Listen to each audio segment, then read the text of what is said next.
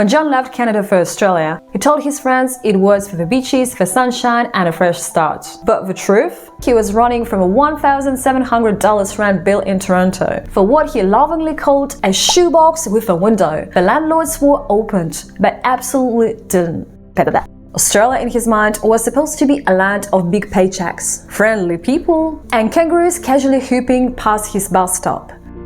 And to be fair, two of those turned out to be true. On his third day in Sydney, John found himself working a minimum wage job at a café, pouring flat whites for people who complained if the milk foam looked emotionally unstable, and wiping table while pretending the humidity wasn't slowly dissolving his Canadian soul. But he quickly discovered something. Australian minimum wage is higher. But Australia also charges you rent like you're leasing space on the moon. Back in Canada, $800 could get you a room in a shared house with at least a friendly roommate named Kyle. He owns a snowboard and apologizes 8 times a day. In Australia, $800 gets you a bedroom the size of a walk-in pantry in a house shared with 4 backpackers, 1 Brazilian surfer, and a European couple who argue loudly about recycling.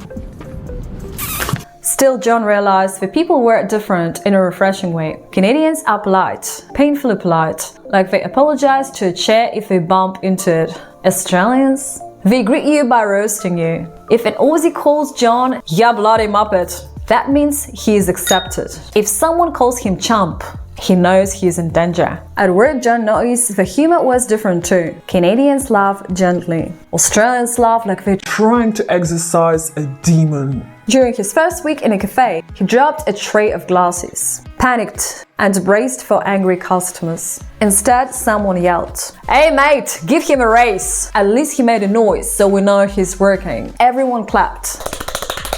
John cried internally, but in a good way. Surviving on minimum wage became a game of strategy. He learned all the tricks. Buying groceries right before closing, when the supermarket discounts everything like it's trying to flee the shelves. Eating noodles 4 days straight. Then splurging on fresh fruit to feel alive again. Grabbing free sauce packets like they were currency. Walking everywhere because he refused to pay $4.20 for a bottle of water, when there was perfectly good hydration coming from public taps. A very Canadian thing to say apparently. He also learned very quickly that Australians have zero fear of the outdoors. One morning on his way to work, he froze in terror because he saw a spider the size of a dinner plate above his doorway. His Aussie co-worker walked past, glanced at it and casually said, "Don't worry mate, he pays the rent." John wasn't sure if he was joking. But the biggest cultural shock, Australians don't tip. Not because they're rude, but because the wage is decent enough to survive, at least according to the government. John nearly fainted the first time he served a full table, delivered everything perfectly, made them laugh,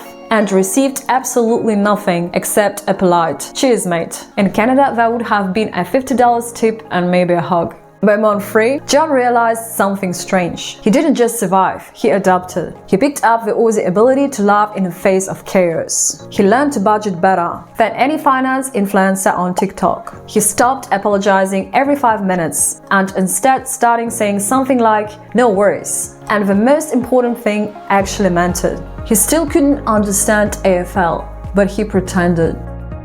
And maybe the funniest part, even while struggling on minimum wage, John felt freer than he had in years. He met people from everywhere. He worked jobs that made him feel connected instead of isolated. He realized that survival wasn't just about money. It was about community, pace of life, sunlight, and learning to find joy in the ridiculous moments. Like the day a magpie swooped him so aggressively, he threw his iced coffee in self-defense. So yeah, that's John's story. A Canadian who came for the sunshine, stayed for the chaos, and somehow survived Australia on minimum wage. If you've had your own wild experience, living or working overseas, good, bad, hilarious, or downright traumatic, drop it in the comments. But the truth, he was running from a $1,700 rent bill in Toronto. Oh no! It's tragedy, but